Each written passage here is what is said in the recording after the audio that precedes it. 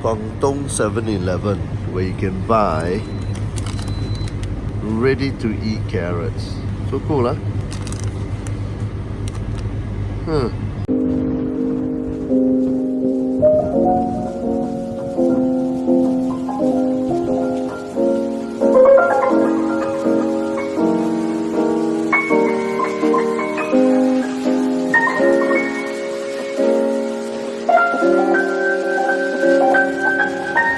Okay, hi, you're watching Gregsby Eats, and we're here at Crawford Street to talk about Singapore's most famous bak chor mee stall, Hill Street Thai Hua Pork Noodle. Yes, we're finally doing this stall. It's right over there, as you can tell. Right? Yeah, correct.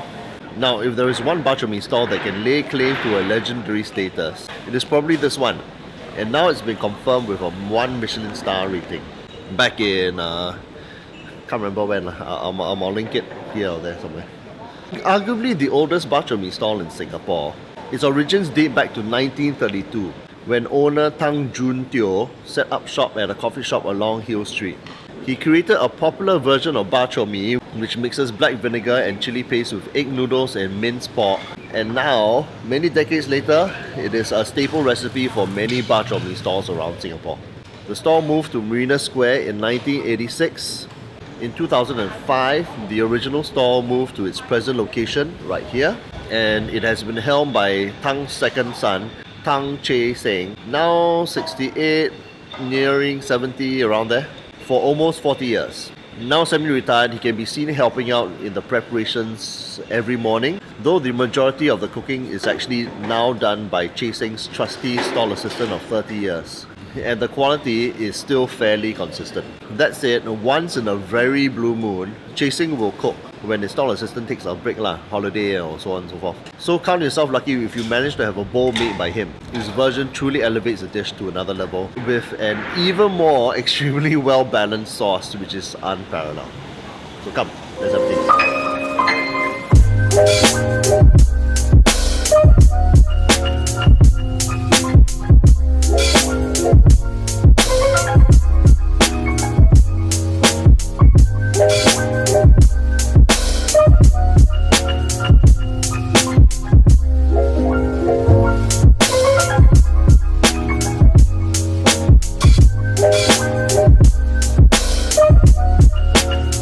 This is the reason why there's a long delay.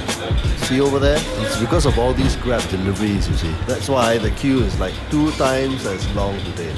Damn you Grab deliveries. 10块，谢谢你。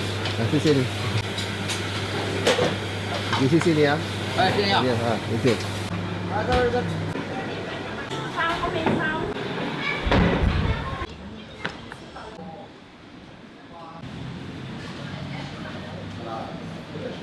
Okay, we have a bowl now. I waited quite a bit because I had issues with my lens. I left it in a cold room, so it was fogging up and I couldn't film anything, so I just had to let the crowd build up and build up and build up. Okay, it opens at about 9:30, but if you come here at about 9 o'clock, they have these stack of numbers which you take and then you sort of like queue in line. And I was able to get number 7, number 6, around there. So. Okay, initially I only wanted to get the $8 option, but because I queued so long, I decided, screw it lah, let's get the $10 option. So this is it, the $10 option. Huge, amazing, yum yum. Yes! So what do you get in a typical bowl? Okay, you get some minced meat wontons, you get liver, you get minced meat, you get some crispy dried fish, factory made meatballs. I ordered it with chili, and I ordered it mikia, which is thin noodles. And of course you get some sliced pork here. Then you get some soup over here, and they put some seaweed inside, spring onions. It's a cloudy soup. It's kind of like a meat broth thing. Okay, so let's mix this up.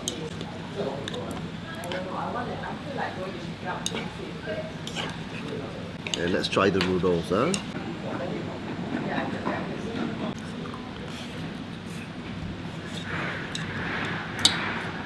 The noodles today have got the right texture. It's not overcooked, it's not undercooked. It still has that bite. The noodles don't come springy all the time. Sometimes it is a little bit towards the softer side. But of course, the sauce is absolutely amazing. It's this combination of a few flavors. It's fish sauce, pork lard, Chinese black vinegar, sambal chili, and he manages to actually put the proportion right such that no one flavor actually overly dominates. So the final effect is that you get this balance of rich saltiness, very dark sourness, the richness from the pork lard, and the spiciness from the chili sambal. There's enough dressing to actually go around, and it's never dry, it's always moist. Okay, sometimes he doesn't get it right. Sometimes the black vinegar dominates. It tends to be about 1 out of 10 times. So there is a very slightly prominent black vinegar taste, which is why you do not ask for extra black vinegar at all. It just would be too much, trust me. Many people make the mistake of actually coming here and they ask for extra black vinegar and they complain that it doesn't taste as good. It is not meant to have extra black vinegar at all. At least that is what I think. Trying the individual ingredients. Okay, this is the liver.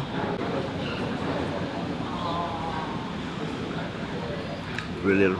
Very tender, soft, creamy, and it manages to stay fairly soft and creamy right through the meal. It's actually amazing because normal bak chor mee stalls, right, the liver tends to be soft in the beginning and then it hardens and hardens and hardens. Find the sliced pork.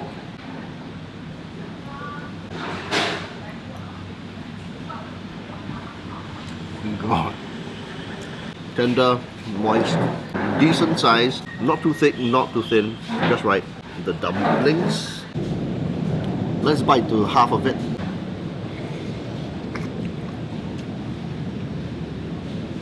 Okay.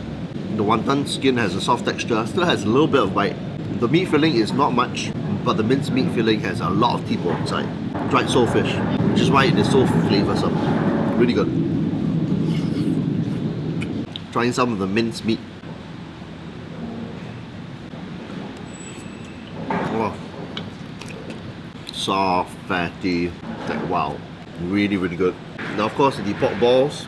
These are factory made pork balls. I think they're the only factory made items in this dish. I could be wrong. Okay. Still has a soft texture. And of course the much coveted crispy dried soulfish.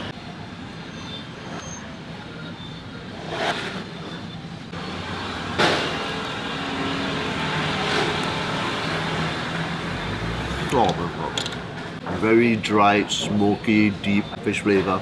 It is salted, but you can tell that it is not very heavily salted at all. Very nice. Very nice. Okay, next is a soup.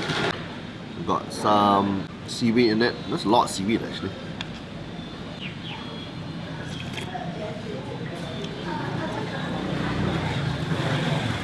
Dried seaweed has softened nicely, very nicely. The soup has got a wonderful stock flavor. I'm not sure if it's more than just pork stock, but it could be pork stock and a vegetable stock because of that seaweed as well. I'm not too sure, but it's really nice.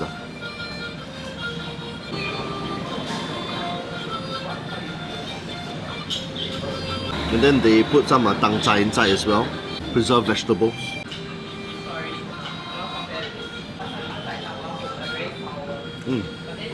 So a little bit of sliced pork, a bit of noodles.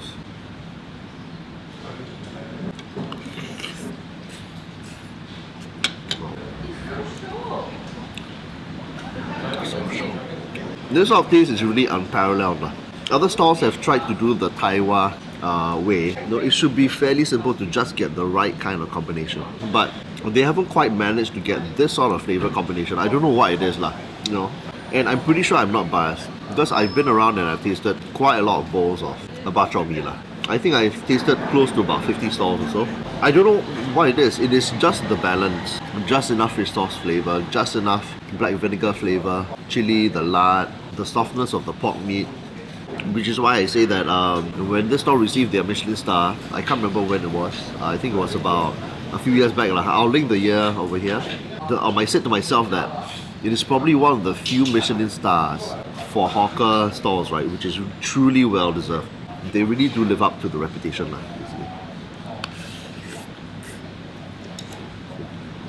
The other thing also is that I always take the sliced chili with the soy sauce at the side, but frankly it's not needed. The flavouring of the noodles on its own, right, is really just perfect. You don't need any additional flavouring at all.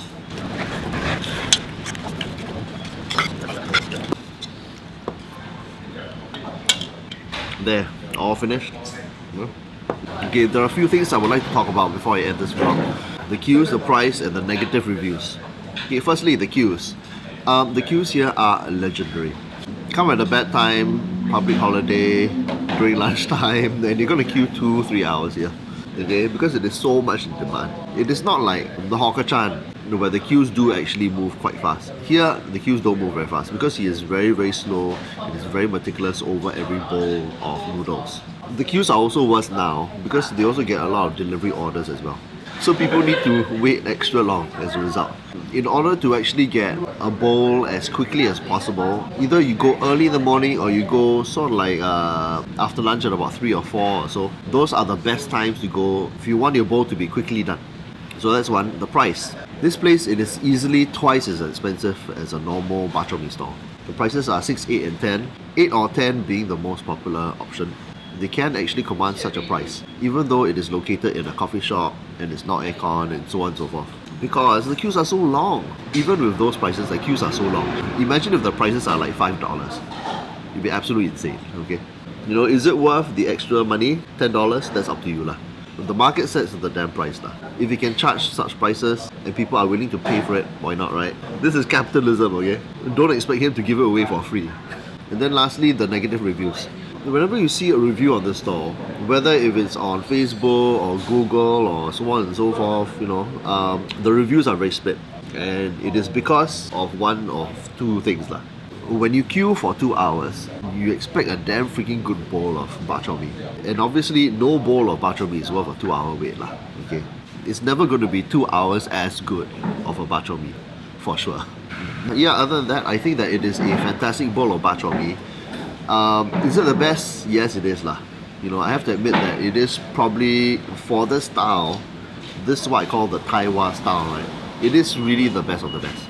The dressing is really incredibly well balanced. The ingredients are very well blanched. The pork lard, the crispy dried fish, everything works. It really works, I tell you. The question is whether you want to wait 2-3 hours for it or pay twice the price for it. For me, I am one of those fans where if I see if it's too long, forget it. I'm not going to pay for it lah. It's way too long. The other thing also is that it is pretty amazing that they've really only stuck to one stall to maintain the quality. You know, they haven't actually expanded out or franchised it out or so on and so forth. So actually, I have the utmost respect for them lah, because of that fact. So there you have it, Hill Street Tai Hwa Pork Noodle, best of the best. So thanks for watching another episode of Gregsby Eats, where I eat through the whole of Singapore. Don't forget to like, subscribe and comment below.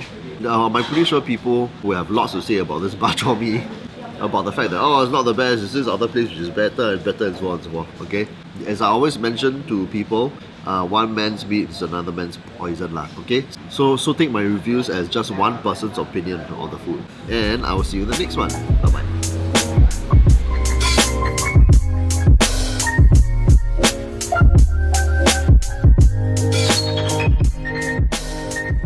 By the way, I forgot to mention that there is another stall located at Hong Lim Food Centre which has a similar sounding name. It's called Tai Hwa Pork Noodles, or some people refer it to High Street Tai Hwa Pork Noodles. Both names are similar sounding. The Hong Lim one, which is this one, is High Street Tai Hwa. So it's High Street over there, and it's Tai Hwa with a W-A-H. The Crawford Street one, which is what we're talking about, is Hill Street Tai Hwa with a H-W-A. So the Hong Lim one is run by Tang Chai Chai. Hang on. The younger brother of Tang Chai Sing. This one is obviously a very old image because he is much older now. I think he's about 63 or so. So he's got white hair and so on and so forth. The style, concept and taste of both stalls are similar. The one pictured here is the Hong Lim one.